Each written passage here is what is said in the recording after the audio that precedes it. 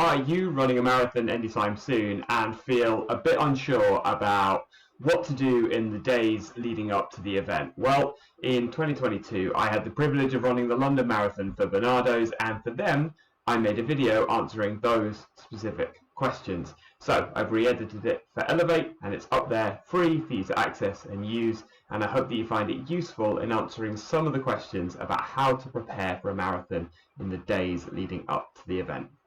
Enjoy. Hi everyone, running a marathon is a massive challenge and we need all the help that we can get. My name's Joel. This year I'll be running the London Marathon for Barnardo's. I'm a coach to world and European champions and I've done a bit of sports stuff in my time. I hope you find these videos helpful. Thanks for watching. And in this video we are going to look at pre-marathon training. That's specifically the adaptations you need to make to your marathon training in the 2 weeks before you actually complete the event. And I'm going to go through these as quickly as I can whilst giving you all the information that you need. Number one is frequency.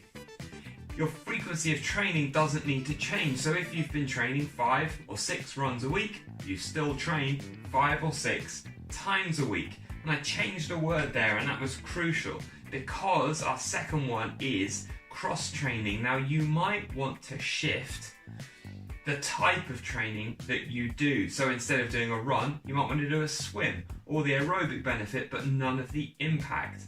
Now what does change, while frequency stays the same, the volume of training comes down. So as you go closer to the events, those sessions become shorter and therefore less demanding, but the body still gets that regular stimulus to keep itself awake and to keep the fitness there.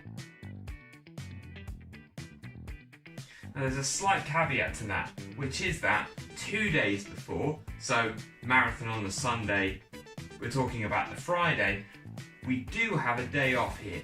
That's to give that body that whole 24, 36 hours of absolute rest and recovery to allow it to soak up all of the training that it's done prior to that. The day before the marathon, you would do some training. But again, by this point, we've shrunk the frequency right down, so we know it's a short session. And we've maybe tried to take out some of the impact, so we know we don't want loads of impact. What we want is enough to wake the body up and just do enough exercise that we get the heart beating, we get the blood pumping. That's also going to allow us to absorb a little bit more carbohydrate before the event so that our fuel stores are full. So the type of training you might do one day before is some quick mobility exercises to get everything opened up and flexibility where you want it to be. Then you might do some basic running drills, things like even lunges, heel flicks, squats. There are loads of videos online that will give you more. Do some drills, then do a few acceleration runs, just over 100 meters with a nice easy walk or jog back. You might do 4, 5, 6 of those, just accelerating up and slightly faster than marathon pace. You might finish off with a cool down again, just with some simple flexibility work. And in 20 minutes, you should have done all of that, and that's all that you need to do the day before.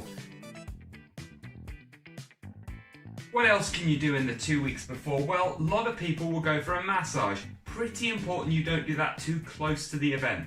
So if you do have a massage, make sure that is maybe a week out. We want to make sure that that rest and recovery is stimulated and the body has a chance to recover from any of the slight tissue damage or stress that might be caused as a result of that massage.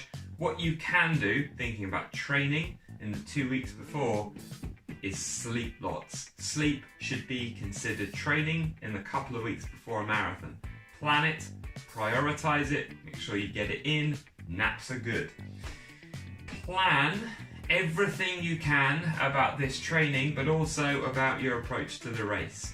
The reason for that is because psychologically it will help you to relax. When you know exactly what you're doing, what logistics you need to be considering, that everything is in place, you're able to relax, which means you're able to sleep, which means you're able to absorb the training that you've done, which prepares your body for the event and prepares your mind to be nice and rested as well. Just remember, your training is in the bank. You don't need to panic train. Just like cramming for an exam the night before, if it's not there now, it's probably not going to suddenly magically appear with some panic miles in the days before. You're much better to rest, relax, prepare, and absorb all the training that you've done than try and get in any last minute mileage, which is just going to fatigue you and stress you and reduce your performance on the day, but also your enjoyment of an amazing event.